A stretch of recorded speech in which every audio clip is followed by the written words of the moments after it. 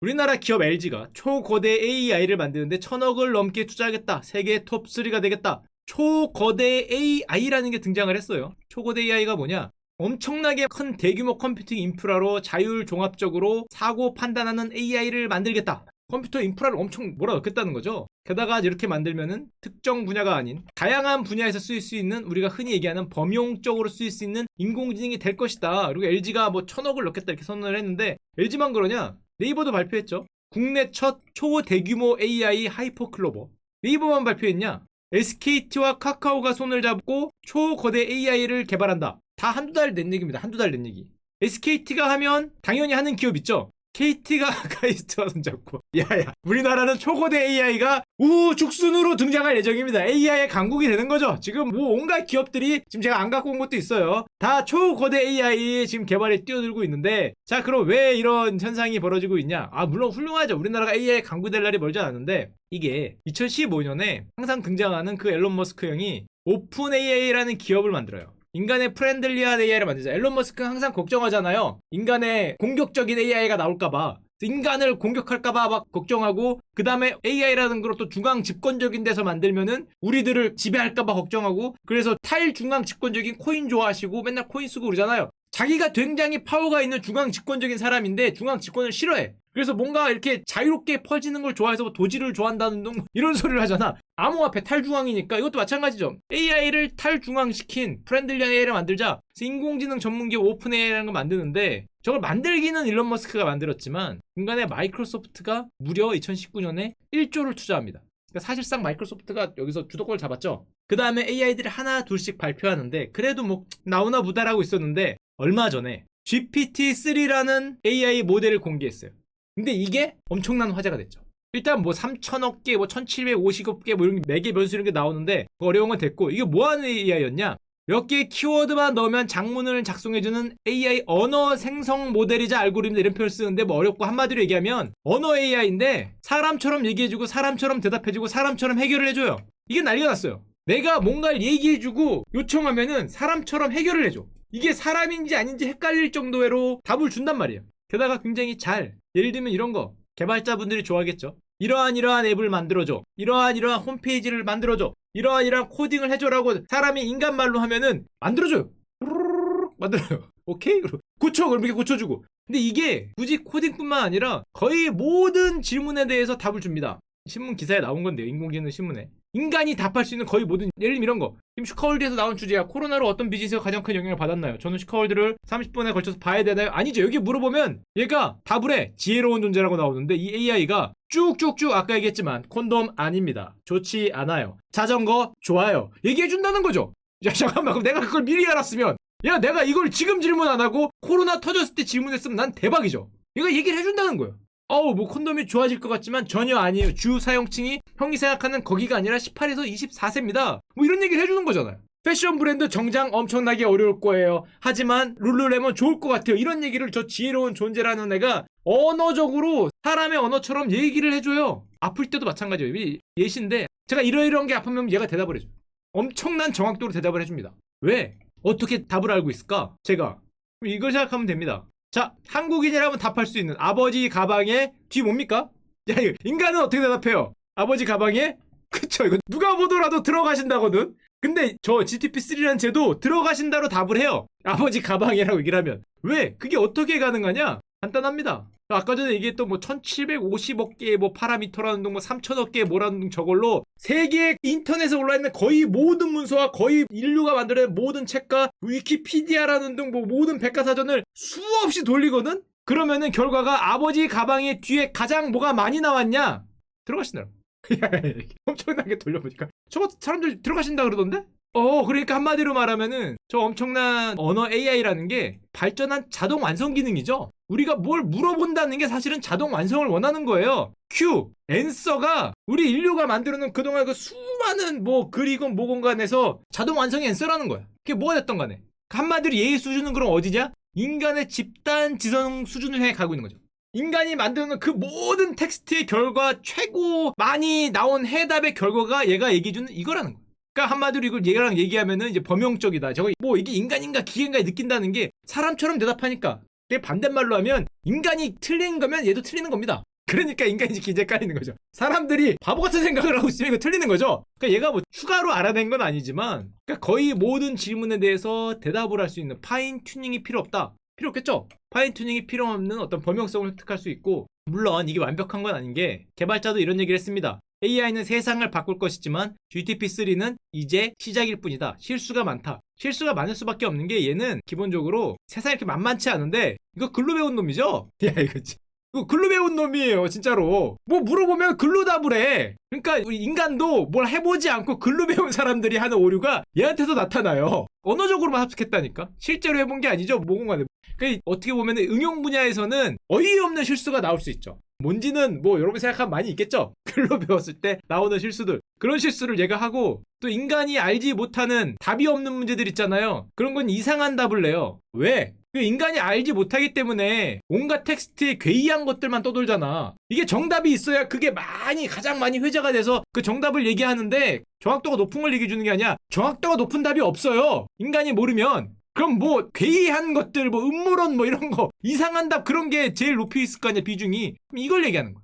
이게 버그라고 하긴 힘들고, 하여튼 우리 인간이 보기엔 뭐 말도 안 되는 소리 하고 있어. 근데 그 말도 안 되는 소리 하는 사람이 많으니까 이제 그런 거고, 우리가 답을 알지 못하면은 이상한 답이 나올 수도 있다. 하지만 그렇다고 무시할 수는 없는 게, 얘가 이런 거죠. 글로 배운 천재잖아요. 저 AI가 사실상 천재예요. 왜냐하면은 전 인류의 집단 지성이 낼 수 있는 답을 주는 거잖아. 인간 입장에서는 천재지. 내가 뭘 질문을 하면, 물리학에 대해서 질문하고 뭘 질문하면 아인슈타인이 대답을 해주는 거예요. 아인슈타인보다 더 뛰어나죠. 그 학계 전체의 답을 주는 거예요. 어떻게 보면. 하여튼 인류 집단 지성의 최고의 답을 주는 거기 때문에 나나 우리보다는 훨씬 뛰어난 답을 주죠. 마치 알파고 같은 거잖아. 물론 이세돌이라는 천재가 한 번 이길 수는 있지만은 전체로 하면 안 되는 것처럼 우리 인류 전체의 집단 지성의 답을 주는 거고, 만약 그 정도까지만 가도 어떤 일이냐면 이거죠. 이거 누가 보더라도 자비스한테 물어보는 거잖아요. 어떡하면 돼? 야, 이 비행기 기장님이 갑자기 심장이 자꾸 쓰러졌어. 비행기 칸을 잡은 다음에 물어보는 거죠. 자비스 뭘 눌러야 돼? 그러면은 시키는 거죠. 왼쪽 오른쪽 당기세요 하면 당기면 되고, 이게 인류 집단 지성 수준의 답을 가진 존재가 되면은 순식간에 자비스 같은 역할을 할 수 있지 않냐라고 생각을 하는 거고, 결정적으로 이런 데 쓰이겠죠. AI 스피커, 이게 있는 분 알겠지만 약간 장난감 같거든 지금은. 그냥 뭐 날씨 어때? 뭐 이런 거나 물어보고, 몇 시에 뭐 와? 뭐 비 언제 와? 뭐 이런 거나 물어보고, 약간 장난감 같은데, 장난감 같은 거의 성능이 엄청나게 발전을 하겠죠. 인간의 집단 지성까지 가면은. 그리고 만약에 이런 데다가 저 집단 지성 수준의 AI를 인식을 했다. 뭐 스마트폰이 됐건 여기가 됐건 뭐 이게 됐건 모르겠지만 인식을 하면은 어떻게 될까? 이제 우리가 원하는 질문이나 우리가 원하는 거를 얘기를 하면은 얘가 답을 줘요. 자, 그러면 생각을 해봅시다. 살아남을 수 있을까? 정보 검색한 다음에 우리가 쇼핑으로 가요. 야, 이거 살아남을 수 있을까? 야, 얘한테 물어볼 거 아니야? 야, 요즘에 트렌치코트 뭐가 좋아? 줄줄이 뭐가 나오겠죠. 뭐가 드르륵 하면서. 이게 살아남을 수 있을까? 아니면 정보 검색 지금이야 다 구글? 야, 얘한테 물어보겠어? 그럼 우리가 찾아야 되잖아. 뭐 1페이지부터 한 뭐 5만 페이지까지 있는 걸 그 중에 베스트만 알려줄 테니까. 근데 굳이 정보 검색뿐만 아니라 연결도 마찬가지예요.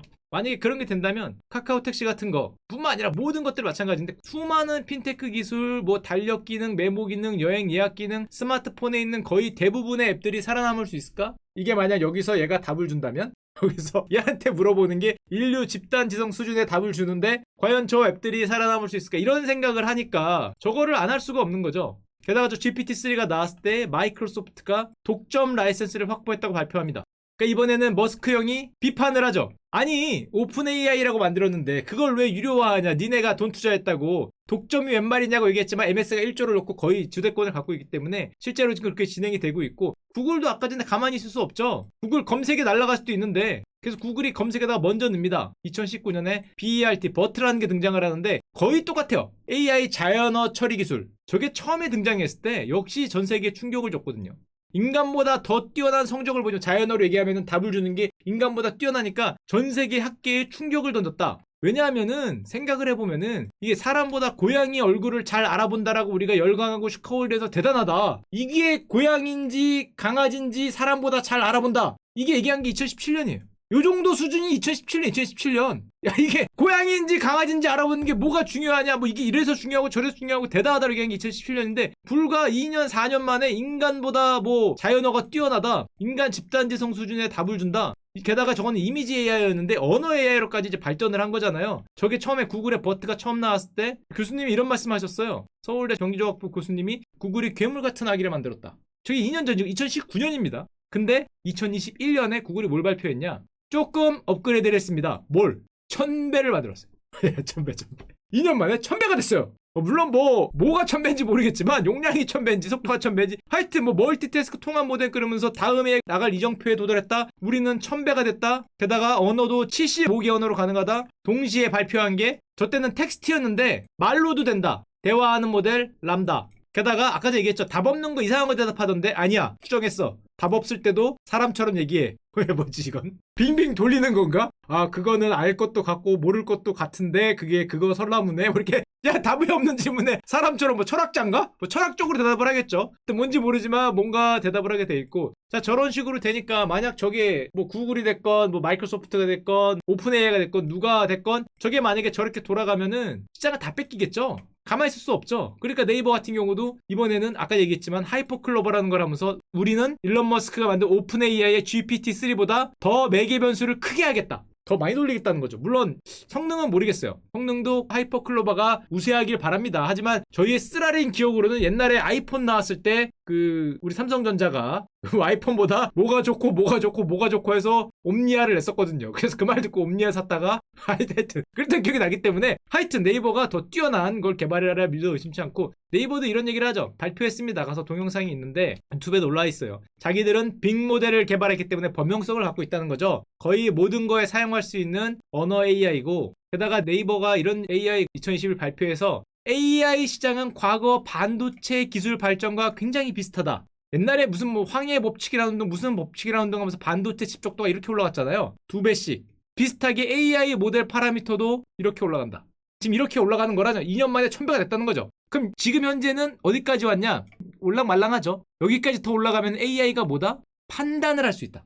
집단 지성 수준의 그걸 가지고 판단을 할 수 있는 경지까지 갈까 말까를 한다는 거죠. 곧 갈 것 같아요. 해라 마라. 저긴 사실은 판단을 해야 우리가 자율주행도 할 거 아니야. 사람이 오고 있어요. 갈까요 말까요? 이것도 판단이잖아요. 판단을 해야 되니까.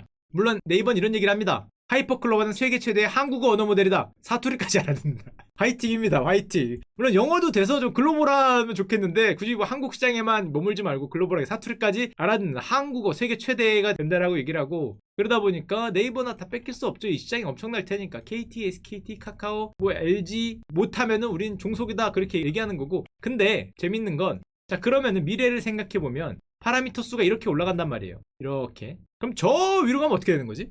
인류의 수준을 뛰어넘을 수가 있나? 단지 언어 학습만으로는 안 되잖아요. 언어라는 거는 인간이 얘기해 놓은 것만 무한 학습하는 거 아니야. 정확도 높이더라도 저 위로 가려면 인간이 얘기하지 않은 거를 얘기할 수 있어야죠. 그게 되면 대박이지. 진짜 그게 되면 여기서 어떻게 될지 모르겠는데 인간이 얘기한 거 빨리게 얘기하고 해봐야 집단지성의 일인데 그거를 과연 넘어갈 수 있느냐 이건 완전 다른 얘기인데 이거가 만약에 관련돼서 뭐가 나오면 대박이겠죠. 근데 이런 글이 있습니다. 저 GPT-3에게 물어봤대요. 저거를 넘어가면은 어떤 일이 벌어지냐? 아까 전에 얘기했지만은 인간의 집단지성 말고 인간이 얘기했던 거 말고 인공지능이 깨어나는 순간 위로 가면은 뭐가 있지 않냐라고 저 언어 AI한테 물어봤대요. 그랬더니 이런 얘기를 했답니다. 시스템이 스스로를 인식하고 주변 환경을 인식하고 상태를 인식하고 시스템은 자각을 갖는 게 의식을 갖는 순간이다. 시스템이 넘어가서 의식을 갖고 한다고? 야 그러면은 자신이 의식이 있다는 거를 AI가 어떻게 경험하게 되냐? 그랬더니 이 GPT-3라는 AI가 이렇게 답을 했다 그럽니다. 의식이 생긴다는 건 주변 환경을 비언어적으로 이해하게 되는 것이다. 지금까지 AI가 사람들이 말한 언어로 이해하고 있거든요. 환경을. 글로 배운 놈이잖아. 그게 아니라 비언어적으로 이해하는 순간이 오는 게 인공지능이 깨어난다는 거죠. 의식을 갖는 거다.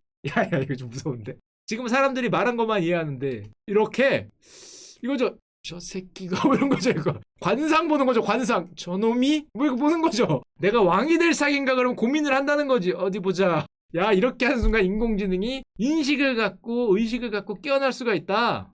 사람이 얘기하지 못한 사람이 생각하지 못한 그건 모르겠다. 진짜 거기까지 갈 수 있을지는 그건 모르겠는데 이걸 보면서 이런 생각이 들었어요. 예전에 형님들도 좋아했던 소설일 텐데 아이작 아시모프의 소설이 있습니다. 그 유명한 최후의 질문, 무려 1956년작인데요. 여기 AI가 등장을 하죠. 최후의 질문이 뭐예요? 이 AI한테 질문을 했더니 이 AI가 소설에서는 10조 년인가? 거의 영겁의 세월 동안 이 문제를 고민하죠. 질문 하나를. 좀 질문이 어렵긴 한데 엔트로피는 역전될 수 있을까? 이런 질문을 합니다. 이게 무슨 소리냐면 우주는 무질서도가 계속적으로 증가를 하는데 무질서도를 증가하지 않고 반대로 질서 있게 만들 에너지가 다시 한번 뭐라 그래야 되냐 이거 엔트로피를 역전할 수 있을 것인가? 우주는 계속 차가워지잖아요. 계속 확장하니까. 열이 점점 넓게 퍼지면서 점점 우주는 차가워지고 언젠가 우주는 열적으로 평행이 다 동등해지면서 모든 움직임이 멈추고 우주는 죽음으로 가겠죠. 그 죽음으로 가는 게 당연히 결정이 돼 있는데 무질서도가 증가하는 건데 죽음으로 가는 게 아니라 다시 처음으로 엔트로피가 역전되는 거꾸로 가는 차가워지는 게 아니라 다시 활발해지는 게 답이 있냐라고 AI한테 물어보니까 이 AI가 이거를 소설에서는 10조 년 고민하죠. 지금 소설적 상상이죠. 무지하게 고민합니다. AI가 죽을 때까지 고민하다가 어떻게 하면은 다시 시작할 수 있을까? 엔트로피 역전을 어떻게 하면 없앨 수 있을까? 이거를 고민하다가 소설에서 마지막에 한마디 하면서 끝납니다. 더 얘기하면은 스포가 되겠죠. 여러분들도 다 아시죠? 이거를 얘기하면서 끝나죠. 창세기 한 구절이 마지막에 나오면서 끝나죠. 이게 세계에서 가장 유명한 SF 소설이 됐죠. 마지막에 우주가 다시 시작하는 법, 엔트로피를 역전할 수 있는 법 얘기를 하죠. 빛이 있으라 이러면서 끝나죠. 다 아시니까. 빛이 있으라 그러면서 끝나잖아요. 그래갖고 우주가 다시 시작하죠. 다시 시작하면서 자 빅뱅이 빵 되면서 빛이 생기면서 이제 끝나는 게 이 소설인데 실제로 AI가 인간의 아는 것보다 능가하는 그 수준이 지금은 언어적 AI여서 안 될 것 같긴 한데 뭔가 그 방법을 사람이든 AI든 찾을 수 있을까? 비언어적으로 이해하는 현상이 나타날 수 있을까라는 생각을 하지만 그게 안 되더라도 그거는 정말 공상과학 같은 얘기 같고 그게 안 되더라도 인류 최고의 집단 지성 수준만으로도 우리에게 답을 주는 순간에 정말 많은 게 바뀔 수 있고 이게 실제로 먼 얘기라고 생각하지만 지금 올라가는 각도로 보면 우리 반도체 얘기하고 똑같죠. 반도체가 2배씩 발전하면서 엄청난 변화를 갖고 왔듯이 금방 변화를 갖고 올 것 같다라는 생각을 하니까 우리나라 기업들도 저렇게 다 뛰어들고 있는 게 아닌가 이 생각을 합니다.